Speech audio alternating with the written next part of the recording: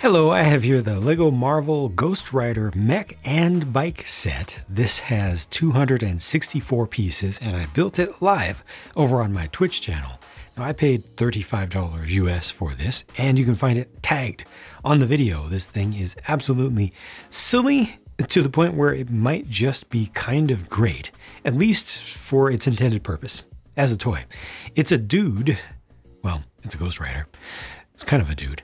Right in a mech riding a motorcycle.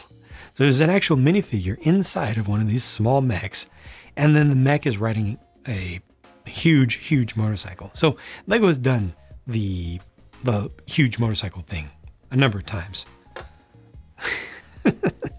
The sheer scale of this thing is just kind of ridiculous, but I don't know, it kind of works at the same time. You got this crazy rake to the front fork. Unfortunately, this is not able to steer. There's no working, it's a hardtail, there's no working suspension or anything. It doesn't actually do anything other than roll around. The gimmick of the set is the fact that you have a mech that can ride on a motorcycle. The wheels and tires are not the same size front to rear. I kind of wish that they were larger, but each one has the orange color, just regular trans orange colored center disc piece added on to either side of it. So you got a pair of those. This piece right here is a short, rounded car roof piece, and it is printed for the eyes there, or the headlights. Unfortunate about the blue there, but I think most of the kids who would be getting this thing aren't going to care about it too much. The mech is able to actually grab onto the handlebars. You got the ape hangers here that are hanging down, so the fingers of the mech, I'll show you that a little bit better, but they're able to come down here, and there's plenty of articulation here to make sure that you can make that work. This does feel super sloppy to me though. It feels too loose, you know, it moves around too easily, but at least you are able to get it into the pose that you would want to see. The mech itself leans way back, and then coming down here, you got an exhaust pipe, a little bit of engine detail, including one of those Technic cylinder pieces. This is not a CCBS or character and creature building system piece anymore, a shoulder piece. It's the newer piece that has the bar attachment point at the end. Back here, you got the fender, lower profile tire at the rear than the front, wider but lower profile, even smaller here, and just some flames. You can turn the flames off to the side if you want to. This is able to stand on its own, you know, doesn't need to have a kickstand or anything special to stop it from leaning over. But if you do lean it over, unfortunately, with the mech on there, it's going to continue to lean over. So you're not really able to put this into a nice banking turn pose. The mech, one last thing before I take this stuff off, the mech is actually attached to the seat right now with a clip down there. You can see the modified plate piece with the bar. There's a clip on the mech to make sure it stays on. So he's not going anywhere, even if you don't have the hands lined up or attached to anything. So that's convenient. And really quickly, this is what the bike looks like just by itself.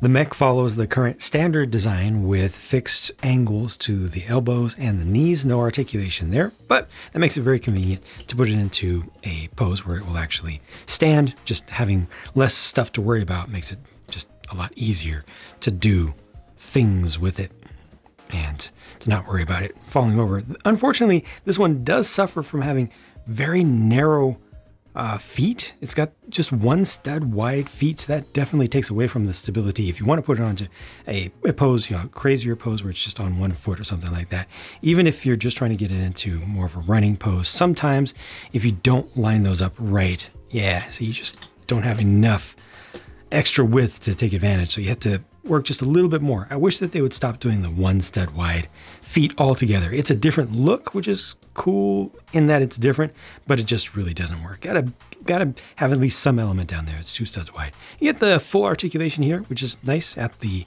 waist. This does use the slightly updated design with the newer, modified 1x2 piece with the ball joint, the ball end at either side. It's just nice and convenient and compact. And I do like the color scheme with the orange kind of bone pieces used with gray and black outside of it. And I especially like the little shoulders here. They're rounded off. You do see the ball joints there, but that's fine. Got the chain that's able to connect to the front and the back. And this opens up for easy access to the cockpit. You know, just He's just sitting. He could also be standing, but sitting is more convenient because kind of makes it, well, it's not only more convenient, but it's kind of better because it makes it look like potentially this is just a upsized Ghost Rider. You know, you can see this as not only a Ghost Rider in a mech, you could see this whole thing as just a big Ghost Rider with the nice hands with all the articulated partially articulated fingers as well.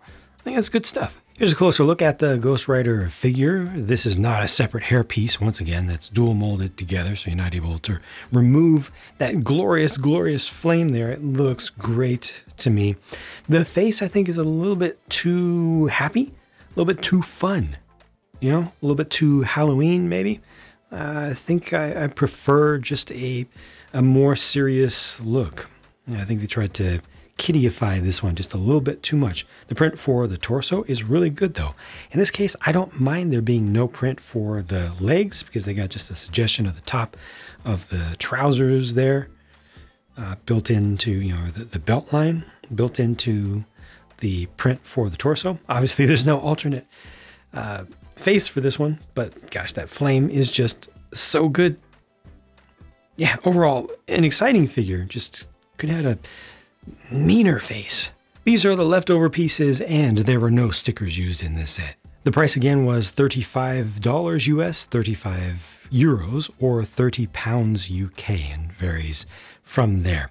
For that amount of money, the amount of stuff that you get here I think is okay. I would have liked a little bit more detail, or at least some sort of action feature, something that would have done something in here just to kick it up a notch. Or you could have included a random bad guy minifigure. You know, I think one more thing would bring this up to the point where I would be completely happy with the value. As it is right now, I wish that there would be a little bit of a discount on it. You know, I'd like to see like 15% off of this or something like that. What is here is pretty good. It's not quite as good as I expected from looking at it. I had high hopes for this one. I was really hyping it up in my mind, but the handlebars don't work as well as I thought. You know, I thought that was going to be I thought the geometry would be a little bit better and it would just feel a little bit more natural. I thought that you could put this into an angle, which would be interesting. It's not that easy, honestly, to make this turn. You gotta kind of lift it up because it does have a lot of friction with these tires. The tires are good, but with this really, really long wheelbase, it's hard to make it turn. So you gotta kind of skip things around. As you're doing that, the front feels just a little bit flimsy just because it's so long as you're trying to drag it back and forth. The small wheels bug me a little bit. Yeah, just a bunch of little things about this are not perfect. It's a fine toy. It's just not great. Yeah, there we go. Let me know what you think about it down in the comments. Thanks for watching. I'll talk to you again soon.